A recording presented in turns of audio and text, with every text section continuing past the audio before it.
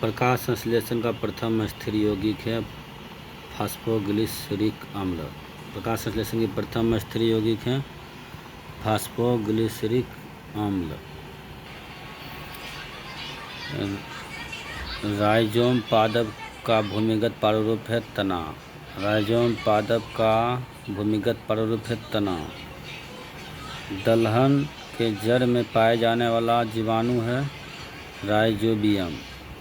दलहन के जड़ में पाए जाने वाला जीवाणु है राइजोबियम। पौधे नाइट्रोजन ग्रहण करते हैं नाइट्रेट के रूप में। पौधे नाइट्रोजन ग्रहण करते हैं नाइट्रेट के रूप में। पादपों में जल तथा खनिज लवणों का संचालन होता है जाइलम द्वारा। पादपों में जल तथा खनिज लवणों का संचालन होता है जाइलम द्वारा। पादपों में बना खाद्य पदार्थ पौधे के विभिन्न अंगों में पहुंचता है फ्लोएम द्वारा।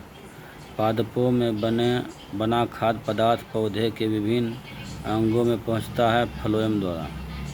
वह यंत्र जिसके द्वारा तने की वृद्धि दर नापी जाती है वह है ऑक्जेनोमीटर। वह यंत्र जिसको द्वारा तने की वृद्धि दर नापी जाती है वह है ऑक्जेनोमीटर। आत्महत्या की थैली कहलाता है लाइसोसोम। आत्महत्या की थैली कहलाता है लाइसोसोम। लाइसोसोम की खोज की डी डुबे ने 1958 में। लाइसोसोम की खोज की डी डुबे ने 1958 में। प्रोटीन की फैक्ट्री कहलाता है राइबोसोम। प्रोटीन की फैक्ट्री कहलाता है राइबोसोम।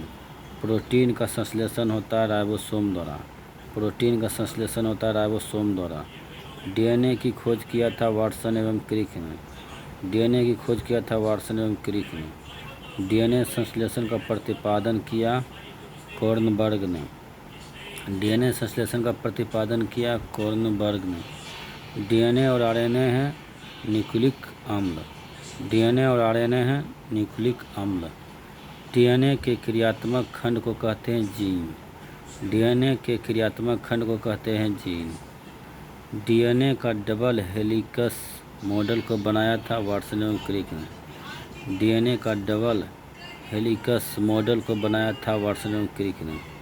डीएनए की इकाई है न्यूक्लिक ओटाइड्स। डीएनए की इकाइयाँ हैं न्यूक्लिक ओटाइड्स। सर्वप्रथम प्रयोगशाला में जीन का संश्लेषण किया था हरगोविंद खुराना ने। सर्वप्रथम प्रयोगशाला में जीन का संश्लेषण किया था हरगोविंद खुराना ने। पुरुष व स्त्री जीन संगठन होता है XY तथा XX।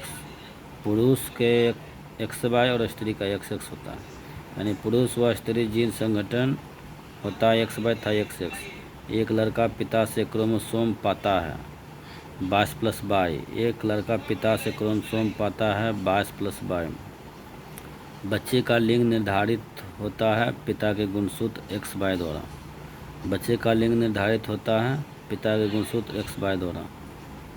पैतृकता सिद्ध करने में सहायक है डीएनए और फिंगरप्रिंट टेस्ट। पैतृकता सिद्ध करने में सहायक है डीएनए और फिंगरप्रिंट टेस्ट। मधुमेह रोग होता है इंसुलिन की कमी से। मधुमेह रोग होता है इंसुलिन की कमी से। इंसुलिन की खोज की वेटिंग एवं वेस्ट ने। इंसुलिन की खोज की वेटिंग एवं वेस्ट ने। इंसुलिन शरीर में बनती है अग्नाशय द्वारा। इंसुलिन शरीर में बनती है अग्नाशय द्वारा।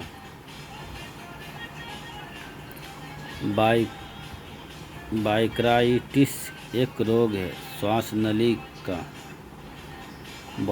बाइक्राइटिस एक रोग है श्वास नली का। पेप्सिन का एक उदाहरण है एंजाइम। पेप्सिन का एक उदाहरण है एंजाइम। दूध में नहीं पाया जाने वाला विटामिन है सी। दूध में नहीं पाया जाने वाला विटामिन है सी। टॉक्सिन है एक जहरीला पदार्थ। टॉक्सिन है एक जहरीला पदार्थ। प्लाज्मोडियम परजीवी है मलेरिया रोग का। प्लाज्मोडियम परजीवी है मलेरिया रोग का। मलेरिया रोग का वाहक मादा एनोफिलीज मच्छर। मलेरिया रोग का वाहक मादा एनोफिलीज मच्छर। मलेरिया रोग में प्रभावित अंग प्लीहा तिल्ली। मलेरिया रोग एवं प्रभावित अंग प्लीहा तिल्ली। मानव मूत्र में उत्सर्जित होता है। मानव मूत्र उत्सर्जित होता है विटामिन सी। मानव मूत्र में उत्सर्जित होता है विटामिन सी। मूत्र अम्ल का पीएच मान होता है 6। मूत्र अम्लीय का पीएच मान होता है 6। मूत्र का रंग पीला होता है यूरोक्रोम के कारण। मूत्र का रंग पीला होता है यूरोक्रोम के कारण। मेढक के हृदय में होते हैं 3 भाग। मेढक के हृदय में होते हैं 3 भाग। मनुष्य के हृदय में कितने प्रकोष्ठ होते हैं? 4। मनुष्य के हृदय में कितने प्रकोष्ठ होते हैं? 4। रक्त के प्रवाह को रोकने के लिए किसका उपयोग किया जाता है? Ferric chloride. रक्त के प्रवाह को रोकने के लिए किसका उपयोग किया जाता है? Ferric chloride. शरीर में प्रचुर पाया जाने वाला तत्व ऑक्सीजन। शरीर में प्रचुर पाया जाने वाला तत्व ऑक्सीजन। मनुष्य के शरीर में जल होता है 65 से 80%। मनुष्य के शरीर में जल होता है 65 से 80%। मानव शरीर का सामान्य ताप होता है 98.6 डिग्री फ़ारेनहाइट या 37 डिग्री सेल्सियस या केल्विन 310 के, यानी फ़ारेनहाइट में होता है दोस्त 98.6 डिग्री फ़ारेनहाइट या सेल्सियस में 37 डिग्री सेल्सियस या 310 डिग्री केल्विन।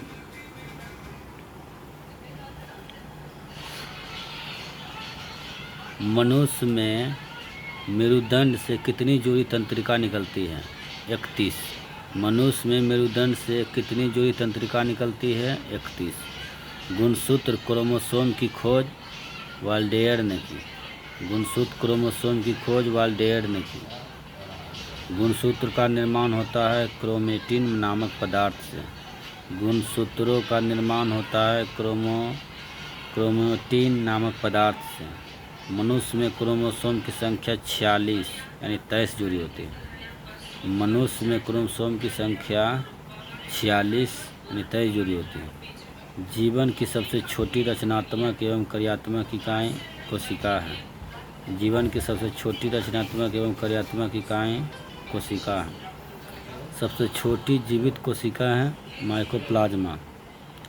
सबसे छोटी जीवित कोशिका है माइकोप्लाज्मा। शरीर की सबसे लंबी कोशिका है तंत्रिका तंत्र। शरीर की सबसे लंबी कोशिका है तंत्रिका तंत्र। तंत्रिका तंत्र का रचनात्मक तथा क्रियात्मक इकाई होता है न्यूरॉन। तंत्रिका तंत्र की रचनात्मक तथा क्रियात्मक इकाई होता है न्यूरॉन। कोशिका शब्द का निर्माण होता है रॉबर्ट हुक ने। कोशिका शब्द का निर्माण किया रॉबर्ट हुक ने। कोशिका का आनुवांशिक पदार्थ है डीएनए। कोशिका का आनुवांशिक पदार्थ है डीएनए।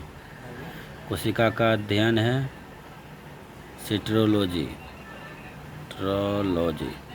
कोशिका का अध्ययन है साइटोलॉजी। कोशिका का भीतर श्वसन का केंद्र होता है माइटोकॉन्ड्रिया। कोशिका का भीतर श्वसन का केंद्र होता है माइटोकॉन्ड्रिया। समसूत्री विभाजन होता है कायिक कोशिकाओं में। समसूत्री विभाजन होता है कायिक कोशिकाओं में। समसूत्री विभाजन होता है कायिक कोशिकाओं में। अर्धसूत्री विभाजन होता है लिंग जनन करने वाले कोशिकाओं में। अर्धसूत्री विभाजन होता है लिंगी जनन करने वाले कोशिकाओं में। समसूत्री विभाजन होता है कायिक कोशिकाओं में। अर्धसूत्री विभाजन होता है लिंगी जनन करने वाले कोशिकाओं में। स्तंभकंद, धनकंद, शाल्ककंद तथा प्रकंद का उदाहरण है क्रमशः आलू, बंडा, केसर, प्याज तथा अदरक व हल्दी।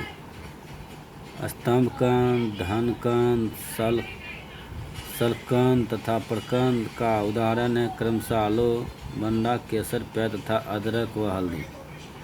अमरूद, अंगूर, शरीफा तथा टमाटर को खाने योग्य भाग है फल भित्ति। अमरूद, अंगूर, शरीफा तथा टमाटर के खाने योग्य भाग है फल भित्ति। आम, पपीता तथा बेर के खाने योग्य भाग है मध्य फल भित्ति।